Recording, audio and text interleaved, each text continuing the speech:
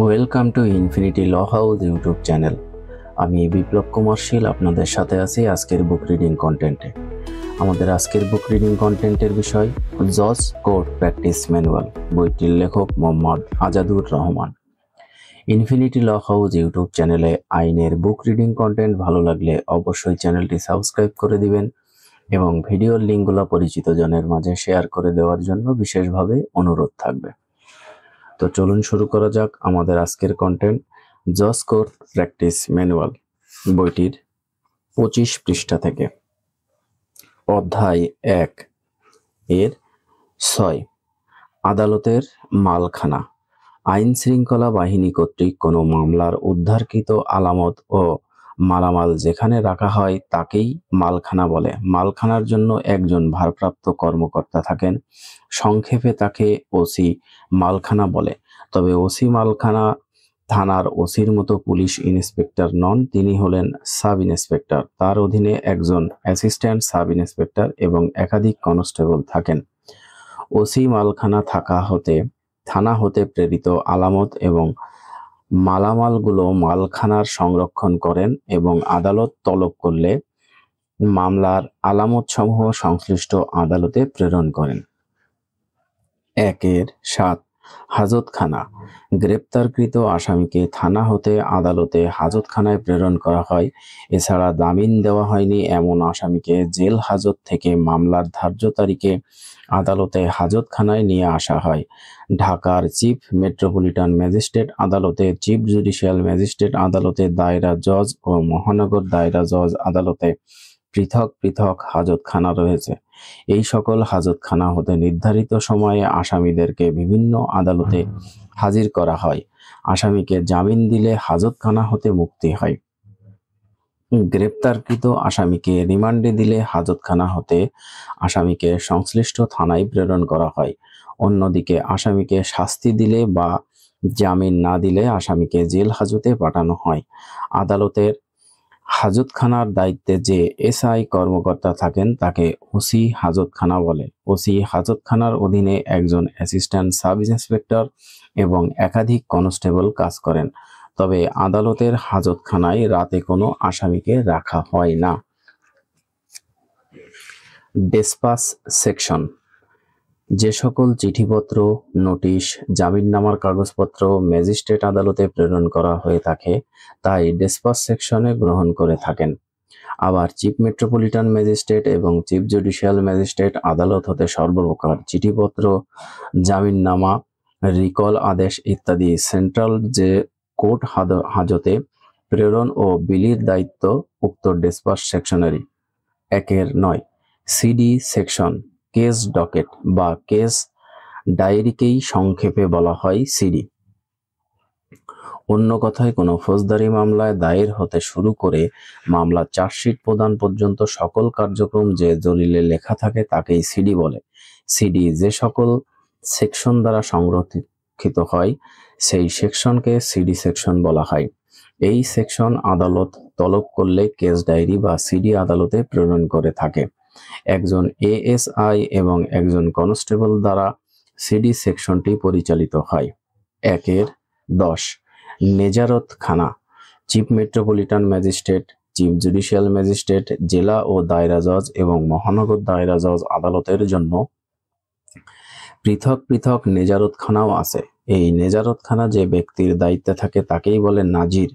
নেজারতখানার কাজ হলো আদালতের আসবাবপত্র সংরক্ষণ সহ পরিষ্কার পরিচ্ছন্নতা বজায় রাখা, আদালতের সমন, গ্রেপ্তারি পরোয়ানা পাঠানো, আদালতের অর্থ জমা রাখা, নিরাপত্তা বিধান করা এবং অন্যান্য দাপ্তরিক কাজকর্ম সম্পাদন করা।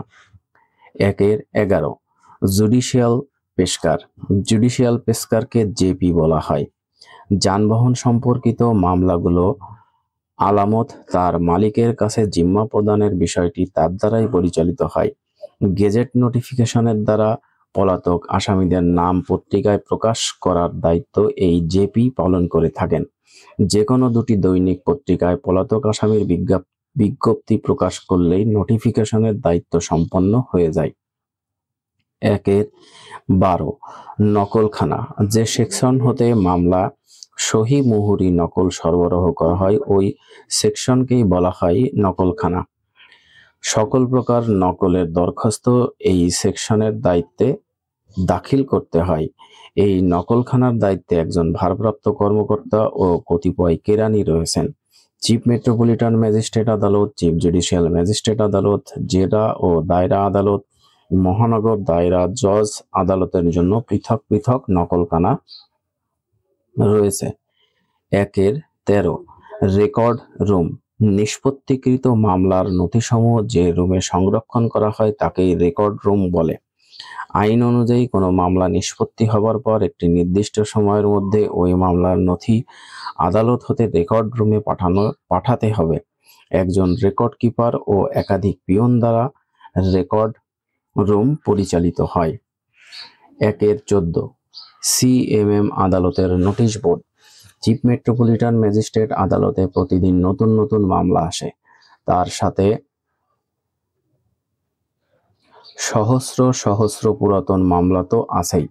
তাই চিফ মেট্রোপলিটন ম্যাজিস্ট্রেটের একার পক্ষে সকল মামলা পরিচালনা করা সম্ভব হয় না। ফলে চিফ মেট্রোপলিটন ম্যাজিস্ট্রেট তার অধীনস্থ ম্যাজিস্ট্রেটের মধ্যে প্রতিদিনের মামলাগুলোর বিচার কার্যের দায়িত্ব বন্টন করে থাকেন। এক্ষেত্রে ট্রায়াল কোর্টের কার্য ব্যতীত প্রতিদিন কোনো ম্যাজিস্ট্রেট কোন মামলার বিচার করবেন সেই বিষয়ে চিফ মেট্রোপলিটন ম্যাজিস্ট্রেট সাহেব লিখিত নির্দেশ দেন এবং এই নির্দেশ মোতাবেক মেট্রোপলিটন ম্যাজিস্ট্রেট আদালতের গ্রাউন্ড ফ্লোরে অর্থাৎ নিচতলায় একটি তালিকা প্রত্যেক দিন সকালবেলায় লেখা হয়। এছাড়া উক্ত নিচতলায় পৃথক আরেকটি বোর্ডে সিআর আমরি মামলার এখতিয়ারের তালিকা দেওয়া থাকে। এই তালিকা কয়েক মাস পর পর পরিবর্তন হয়। 1-15 আদালতের শ্রেণী বিভাগ ও এখতিয়ার। বাংলাদেশের প্রতিটি আদালতে বিচারিক ক্ষমতা সংবিধান অথবা রাষ্ট্র কর্তৃক পাশকৃত আইন দ্বারা সীমাবদ্ধ। সংবিধান অনুযায়ী বাংলাদেশের সর্বোচ্চ আদালত এবং তৎক্রম নিম্নভাবে জেলা পর্যায়ে দেওয়ানি আদালত এবং ফৌজদারি আদালত রয়েছে। এছাড়াও বিশেষ মামলা সমূহের জন্য রয়েছে বিশেষ আদালত ও ট্রাইব্যুনাল। বাংলাদেশের বিভিন্ন আদালতে বিচারিক ক্ষমতা নিম্নে আলোচনা করা হলো। Bangladesh supreme court. বাংলাদেশ সংবিধানের 94 নং অনুচ্ছেদের বিধান অনুযায়ী রাষ্ট্রের সর্বোচ্চ আদালত হবে সুপ্রিম কোর্ট, যা দুটি ভাগে বিভক্ত: ক আপিল বিভাগ এবং খ হাইকোর্ট বিভাগ। আপিল বিভাগের ক্ষমতা: 1 হাইকোর্ট বিভাগের রায়, ডিক্রি, আদেশ বা সাজার বিরুদ্ধে আপিল শুনানি ও নিষ্পত্তির ক্ষমতা রয়েছে আপিল বিভাগের। 2 হাইকোর্ট বিভাগের রায়, ডিক্রি, আদেশ বা সাজার বিরুদ্ধে আপিল বিভাগের নিকট অধিকার বলে আপিল করা যাবে, যে ক্ষেত্রে ক হাইকোর্ট বিভাগ এই মর্মে সার্টিফিকেট প্রদান করেন যে মামলাটির সাথে আইনের গুরুত্বপূর্ণ প্রশ্ন জড়িত রয়েছে, অথবা কোনো ব্যক্তিকে মৃত্যুদণ্ড বা যাবজ্জীবন কারাদণ্ড প্রদান করা হয়েছে, অর্থাৎ গ উক্ত বিভাগের অবমাননার জন্য কোনো ব্যক্তিকে দণ্ডদান করা হয়েছে এবং জাতীয় সংসদ কর্তৃক প্রণীত আইনের মাধ্যমে অন্যান্য ক্ষেত্রে। 3 হাইকোর্ট বিভাগের রায়, ডিক্রি, আদেশ বা দণ্ডাদেশের বিরুদ্ধে যে মামলায় এই অনুচ্ছেদের 2 দফা প্রযোজ্য নয়, কেবল আপিল বিভাগের অনুমতি সাপেক্ষে উক্ত মামলায় আপিল চলবে। 4 সংসদ আইনের দ্বারা ঘোষণা করতে পারে যে এই অনুচ্ছেদের বিধানসমূহ হাইকোর্ট বিভাগের প্রসঙ্গে যেরূপ প্রযোজ্য অন্য কোনো আদালত বা ট্রাইব্যুনালের ক্ষেত্রেও তাহা সেইরূপ প্রযোজ্য। হাইকোর্ট বিভাগের এখতিয়ার: বাংলাদেশ সংবিধান এবং অন্য কোনো আইনের দ্বারা হাইকোর্ট বিভাগের উপর আদি, আপিল ও অন্য প্রকার এখতিয়ার, ক্ষমতা ও দায়িত্ব অর্পিত হয়েছে। ক আদি এখতিয়ার: রিট, কোম্পানি, অ্যাডমিরালটি ইত্যাদি সংক্রান্ত বিষয়াদি। খ আপিল ও রিভিশনাল এখতিয়ার: জেলা ও দায়রা জজ আদালত, অতিরিক্ত জেলা ও দায়রা জজ, যুগ্ম জেলা ও দায়রা জজ, বিশেষ ট্রাইব্যুনাল, বিশেষ জজ, অর্থঋণ আদালত, দ্রুত বিচার ট্রাইব্যুনাল ইত্যাদি আদালতের রায় ও আদেশের বিরুদ্ধে হাইকোর্ট এ প্রযোজ্য ক্ষেত্রে আপিল অথবা রিভিশন দায়ের করা যায়। গ আদালত অবমাননা সংক্রান্ত বিষয়াদি। অধস্তন আদালতের শ্রেণী বিভাগ ও এখতিয়ার: প্রত্যেক জেলায় নিম্নোক্ত দেওয়ানি আদালত থাকে। ক ক জেলা জজ আদালত, খ অতিরিক্ত জেলা জজ আদালত, গ যুগ্ম জেলা জজ আদালত, ঘ সিনিয়র সহকারী জজ আদালত, সহকারী জজ আদালত। দেওয়ানি আদালতের এখতিয়ার। জেলা জজ আদালত ডিভিশন এখতিয়ার, দেওয়ানি বিষয়বস্তুর আপিল যার মূল্যমান সর্বোচ্চ 5 কোটি টাকা, প্রবেট সংক্রান্ত বিষয়াদি ইত্যাদি। খ অতিরিক্ত জেলা জজ আদালত জেলা জজ কর্তৃক প্রেরিত সকল মামলার বিচার অত্র আদালত কর্তৃক সম্পন্ন হয়ে থাকে। গ যুগ্ম জেলা জজ 1 সকল প্রকার দেওয়ানি মামলা যার মূল্যমান 25 লক্ষ টাকা থেকে অসীম। উত্তরাধিকার সংক্রান্ত বিষয়াদি রিভিশন জেলা জজ কর্তৃক প্রেরিত মামলাসমূহ, আপিল জেলা জজ কর্তৃক প্রেরিত মামলাসমূহ। ঘ সিনিয়র সহকারী জজ দেওয়ানি প্রকৃতির মামলার বিচার যার মূল্যমান 15 লক্ষ টাকা থেকে 25 লক্ষ টাকা পর্যন্ত। সহকারী জজ দেওয়ানি প্রকৃতির মামলার বিচার যার মূল্যমান 15 লক্ষ টাকা। জ small causes court small causes আদালত ক্ষুদ্র মামলা নিষ্পত্তি করে থাকে যার মূল্যমান সর্বোচ্চ 25,000 টাকা। ছ পারিবারিক আদালত পারিবারিক আদালত অধ্যাদেশ 1985 অনুযায়ী অত্র আইনের অধীন দায়েরকৃত পারিবারিক বিষয়াদি সংক্রান্ত যথাক্রমে তালাক, দেনমোহর, ভরণ পোষণ, দাম্পত্য অধিকার পুনরুদ্ধার এবং নাবালকের অভিভাবকত্ব সংক্রান্ত বিষয়াদির মামলা বিচার অত্র আদালতের সম্পন্ন হয়ে থাকে। ফৌজদারি আদালত ক দায়রা আদালত প্রত্যেক বিভাগে নিম্ন বর্ণিত দায়রা আদালত থাকে। দায়রা জজ আদালত, অতিরিক্ত দায়রা জজ আদালত, যুগ্ম দায়রা জজ আদালত মেট্রোপলিটন এলাকার জন্য, মহানগর দায়রা জজ আদালত, অতিরিক্ত মহানগর দায়রা জজ আদালত, যুগ্ম মহানগর দায়রা জজ আদালত। ম্যাজিস্ট্রেট আদালত চিফ জুডিশিয়াল ম্যাজিস্ট্রেট আদালত, অতিরিক্ত চিফ জুডিশিয়াল ম্যাজিস্ট্রেট আদালত, প্রথম শ্রেণীর ম্যাজিস্ট্রেট আদালত, দ্বিতীয় শ্রেণীর ম্যাজিস্ট্রেট আদালত, তৃতীয় শ্রেণীর ম্যাজিস্ট্রেট আদালত। মেট্রোপলিটন এলাকার জন্য চিফ মেট্রোপলিটন ম্যাজিস্ট্রেট, অতিরিক্ত chief metropolitan magistrate, metropolitan magistrate. উল্লেখ্য যে জেলা জজ, অতিরিক্ত জেলা জজ এবং যুগ্ম জেলা জজ দেওয়ানি ও ফৌজদারি উভয় মামলায় বিচার করতে পারেন। তারা যখন ফৌজদারি মামলা নিষ্পত্তি করবেন তখন তাদেরকে দায়রা জজ হিসেবে গণ্য করতে হবে, যেমন দায়রা জজ, অতিরিক্ত দায়রা জজ বা যুগ্ম দায়রা জজ। একই ব্যক্তি যখন দেওয়ানি মোকদ্দমা নিষ্পত্তি করবেন তখন তাদেরকে আর দায়রা জজ বলা যাবে না, তখন তারা হয়ে যাবেন শুধু জজ, অর্থাৎ জেলা জজ, অতিরিক্ত জেলা জজ বা যুগ্ম জেলা জজ। সহকারী জজ ও সিনিয়র সহকারী জজ আদালত কোনো ধরনের ফৌজদারি মামলার বিচার করতে পারেন না।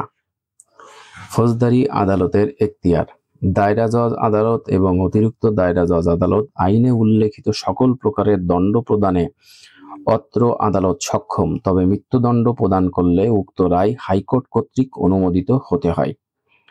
যুগ্ম দায়রা জজ আদালত অত্র আদালত মৃত্যুদণ্ড, যাবজ্জীবন কারাদণ্ড অথবা 10 বছরের অধিক কারাদণ্ড ব্যতীত আইনে উল্লেখিত সকল প্রকার সাজা প্রদানে সক্ষম। 3 প্রথম শ্রেণীর ম্যাজিস্ট্রেট আদালত বা মেট্রোপলিটন ম্যাজিস্ট্রেট আদালত অত্র আদালত 5 বছর পর্যন্ত সশ্রম কারাদণ্ড এবং 10,000 টাকা পর্যন্ত জরিমানা প্রদানে সক্ষম।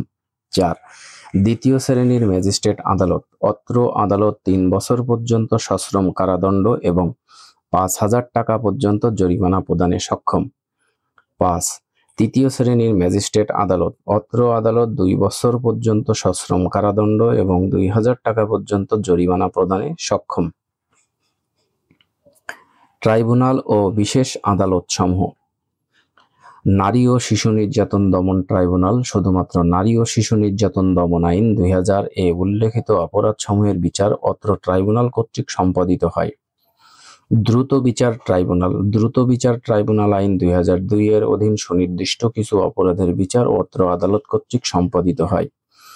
দ্রুত বিচার আদালত অত্র আদালত কর্তৃক আইন শৃঙ্খলা বিঘ্নকারী অপরাধ দ্রুত বিচার আইন 2002 এ উল্লেখিত অপরাধসমূহের বিচার সম্পন্ন করে।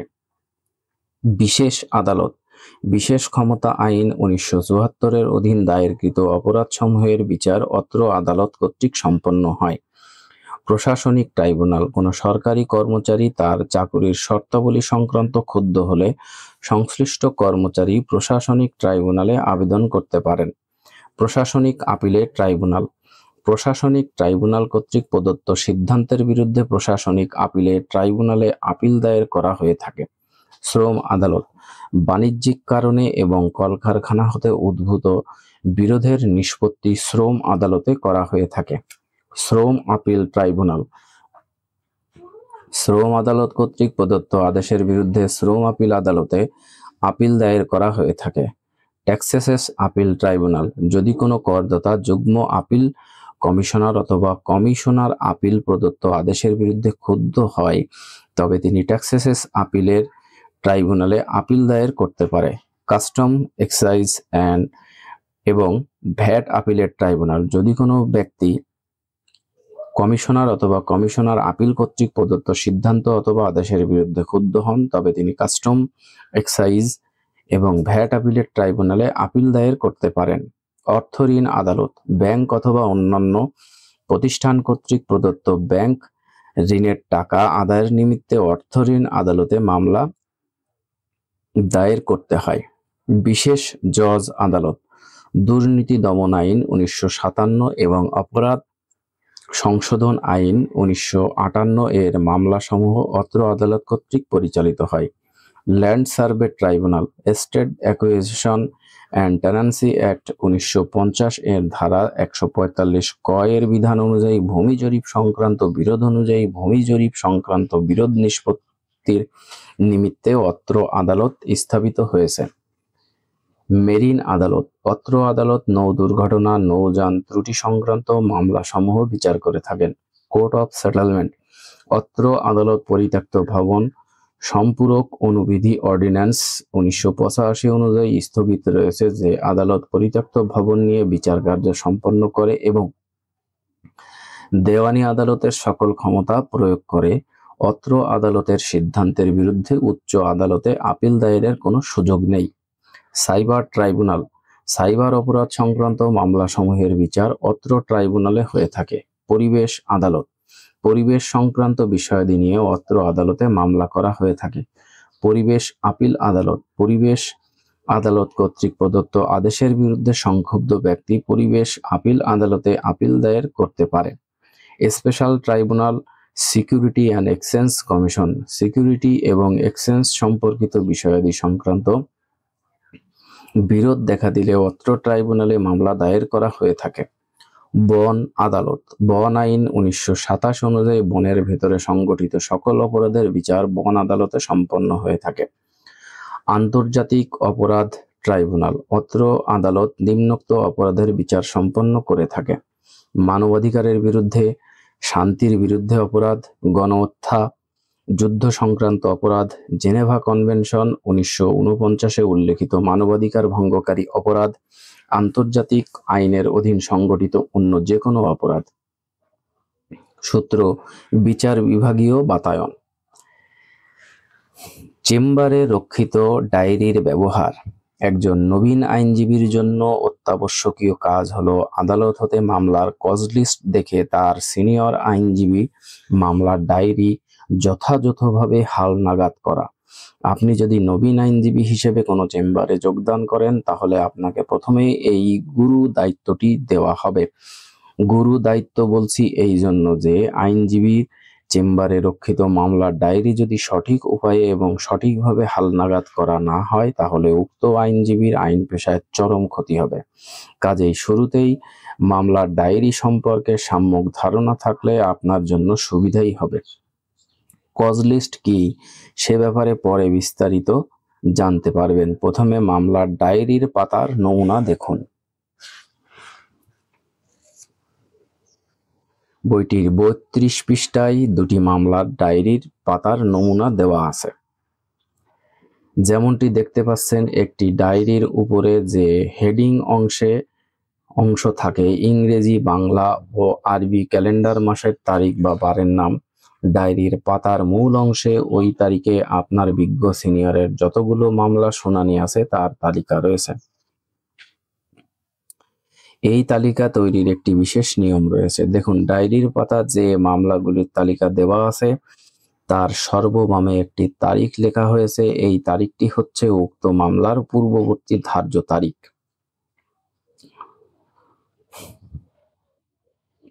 একটি মামলা দায়ের হওয়ার পরে 1 মাস বা 2 মাস বা কয়েক মাস পর শুনানি পদক্ষেপ এর জন্য দিন ধার্য করা হয়। পূর্ববর্তী তারিখের ডান পাশে লিখতে হবে আদালতের নাম, অর্থাৎ যে আদালতে মামলাটি দায়ের করা হয়েছে বা বিচারের জন্য প্রেরণ করা হয়েছে সেই আদালতের নাম বা মামলার নম্বর। তারপরে লিখতে হয় মামলা পক্ষগণের নাম এবং সর্বদক্ষিণে লিখতে হয় মামলাটি ওই তারিখে কোন পদক্ষেপের জন্য রয়েছে, অর্থাৎ 4 শুনানির জন্য নাকি পুলিশ প্রতিবেদনের জন্য নাকি সমন ফেরতের জন্য ইত্যাদি লিখতে হয়। পদক্ষেপ লেখার পরে কিছু জায়গা খালি রাখতে হয় পরবর্তী ধার্য তারিখ লেখার জন্য, অথবা পদক্ষেপের নিচে এই মামলার পরবর্তী তারিখ লিখতে পারেন। এই পরবর্তী তারিখটা আপনি কোথায় পাবেন? এই পরবর্তী তারিখটা পাবেন যে আদালতে উক্ত মামলাটি বিচার কার্যক্রম চলমান আছে সেই আদালতের কজ লিস্ট হতে।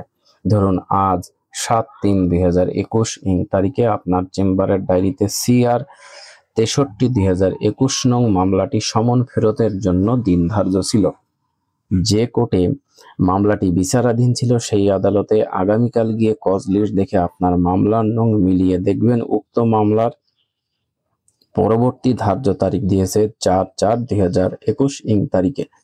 আপনার দায়িত্ব হবে 4/4 তারিখটি লিখে এনে আপনার চেম্বারের ডায়েরিতে উক্ত 63/2021 নং মামলার সর্বডান পাশে লিখে রাখা এবং পাশাপাশি আপনার চেম্বারের ডায়েরির পাতা উল্টিয়ে 4/4/21 তারিখটি বের করা এবং উক্ত পাতায় ঠিক আগের মতো করেই মামলার পোস্টিং দেওয়া।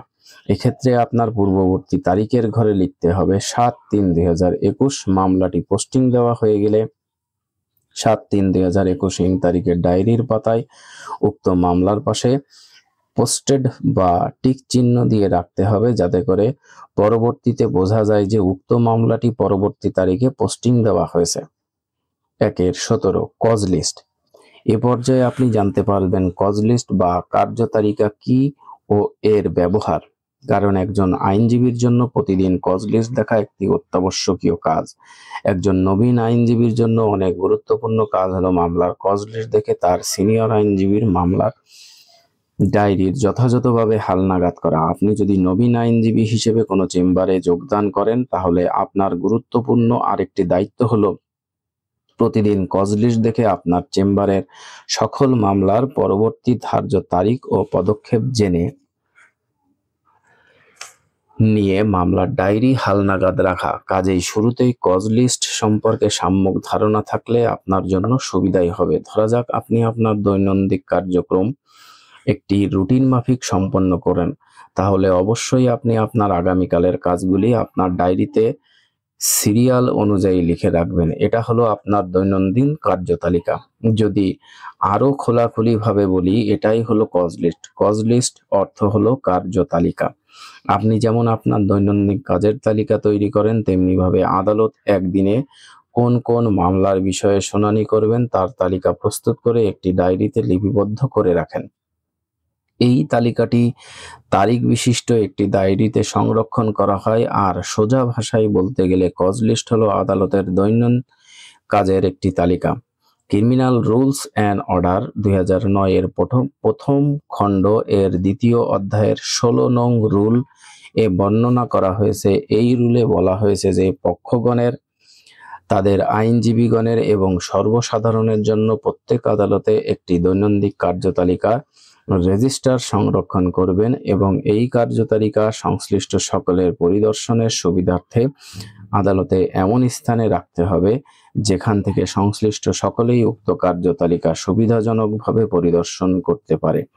এই কার্যতালিকা বা কজ লিস্ট বাংলায় হবে এবং এই কজ লিস্টে আদালত পরিচালনাকারী অফিসারের স্বাক্ষর থাকতে হবে, যিনি এটা নিশ্চিত করবেন যে কজ লিস্টে যা লেখা হয়েছে তা সঠিক এবং যথাযথ। কজ লিস্ট কিভাবে দেখতে হয়?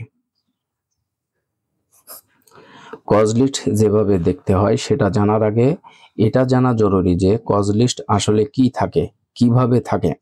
কজ লিস্ট হলো তারিখ বিশিষ্ট একটি ডায়েরি। একটি কজ লিস্টে মামলার নম্বর, মামলাটি কোন পর্যায়ে আছে এবং মামলার পরবর্তী ধার্য তারিখ কবে সে ব্যাপারে লেখা থাকে। মামলার নম্বর থাকে বাম পাশে এবং ধার্য তারিখ ও পদক্ষেপ থাকে ডান পাশে। প্রথমেই কজ লিস্টের একটি নির্দিষ্ট তারিখের নমুনা দেখে নিন। বইটির ৩৫ পৃষ্ঠায় কোর্টের একটা কজ লিস্ট এর পেজের নমুনা দেওয়া আছে। যেমনটি চিত্রটি দেখতে পাচ্ছেন, এটি 2021 সালের মার্চ মাসের 22 তারিখের কজ লিস্ট। উক্ত আদালতের উক্ত তারিখে যে সকল কিছু বিজ্ঞ আইনজীবী মামলার দিন ধার্য ছিল সে সকল মামলার তালিকা দেওয়া আছে। একটু লক্ষ্য করলে দেখবেন সবচেয়ে উপরে লেখা আছে দৈনন্দিন কার্য তালিকা, তার নিচে আদালতের নাম থাকে এবং তার নিচে তারিখ। তারপর বাম দিকে দেখতে পাচ্ছেন মামলার নম্বর ও সন দেওয়া আছে। মামলার নম্বর ও সনের ডান দিকে উক্ত মামলার পরবর্তী তারিখ কবে সেটা লেখা আছে এবং তার ডান পাশে আছে উক্ত তারিখ অর্থাৎ পরবর্তী তারিখ, উক্ত মামলার পদক্ষেপ কি হবে সেটা লেখা আছে। তারপরে আবার একইভাবে আরেকটি মামলার নম্বর ও সন, পরবর্তী তারিখ এবং পদক্ষেপ লেখা আছে। মূলত এভাবেই কজ লিস্ট লেখা হয়ে থাকে। ধরুন আপনার সিনিয়র আপনাকে একটি মামলার নম্বর দিয়ে বলেছে এই মামলার পরবর্তী ধার্য তারিখ নিয়ে আসেন, তাহলে আপনাকে জানতে হবে কোন আদালতে উক্ত মামলা চলমান আছে এবং উক্ত মামলার পূর্ববর্তী তারিখ কবে ছিল। ধরা যাক উক্ত মামলার নম্বর CR 895-17 এবং পূর্ববর্তী তারিখ ছিল 22/3/2021 তারিখে, অর্থাৎ উপরের যে চিত্র দেখতে পাচ্ছেন সেই তারিখে আরো জানতে হবে মামলাটি কোন আদালতে ছিল। ধরা যাক আদালতের নাম মেট্রোপলিটন ম্যাজিস্ট্রেট আদালত নং 25, ঢাকা। তাহলে আপনাকে উক্ত আদালতের এজলাসে যেতে হবে। এজলাস হলো যে কক্ষে বিচার কার্য পরিচালনা করা হয়ে থাকে। মামলার কজ লিস্ট এজলাসেই থাকে, তবে দেওয়ানি মামলার কিছু কজ লিস্ট সেরেস্তায় থাকে, সে ব্যাপারে পরে আলোচনা করা হবে।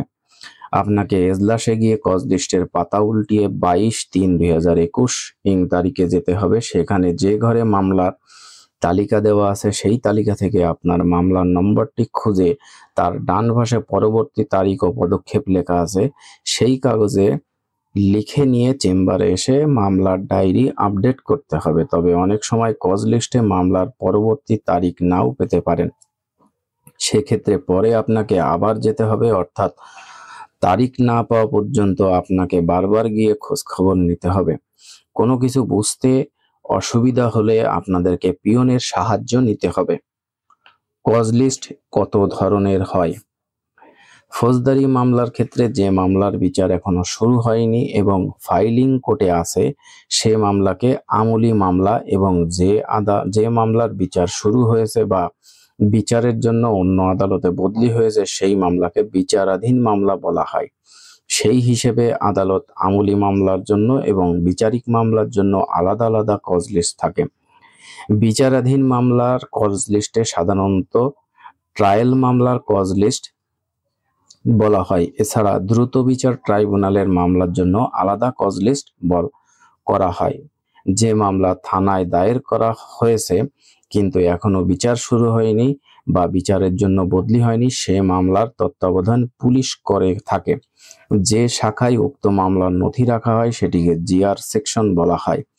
জিআর সেকশনে একটি কজ লিস্ট থাকে। জিআর মামলার ধার্য তারিখ জিআর সেকশন থেকে দেখতে হয়। এছাড়া দায়রা ও মহানগর আদালতে আমলি বলে কোনো কজ লিস্ট থাকে না, শুধুমাত্র ট্রায়াল কজ লিস্ট থাকে। দেওয়ানি আদালতে দেওয়ানি মামলা, অর্পিত সম্পত্তি মামলা, মিসকেস ও সাকসেশন মামলার ক্ষেত্রে আলাদা আলাদা কজ লিস্ট ব্যবহার করা হয়। দেউলিয়া মামলা, মিসকেস ও সাকসেশন মামলার কজ লিস্ট এজলাসে থাকে না, বরং তা সেরেস্তাদারের নিকট সংরক্ষিত থাকে। কজ লিস্ট এ ধরনেরই হোক না কেন দেখার নিয়ম একই।